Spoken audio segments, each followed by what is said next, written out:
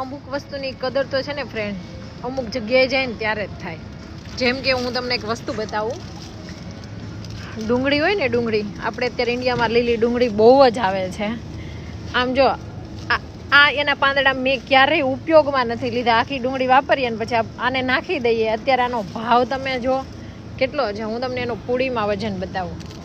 આટલી કમથી લેવી હોય ને, આટલી કમથી, તો એની પ્રાઇસ જો 79 અને કિલોનો ભાવ છે 15.80 એટલે 1600 રૂપિયાની કિલો ડુંગળી આવે છે. અને તોય ડુંગળી તો નહીં જ, ખાલી ફોતરા. મને આ વસ્તુની કિંમત તો રિયલી હું અહીંયા આવીને ત્યારે સમજાણી યાર કે ડુંગળીના પાંદડા કેટલા ઉપયોગી છે. જ્યારે જે વસ્તુ હોય ને ત્યારે એને આપણે કદર ન કરીએ. અને અહીંયા છૂટું આપ્યું છે, જેને આખી પૂડી ન જોતી હોય એ આમાંથી વીણી નહીં લઈ શકે. એટલે અમારે જાજી નથી જોઈતી, એટલે એનો પાછો છૂટાનો ભાવ અલગથી આપેલો છે. જો છૂટાનો ભાવ છે ને 10 યુરોની કિલો છે. તો અમારે તો થોડીક અમથી જોઈએ છે તો વીણી લઈએ, બીજું શું.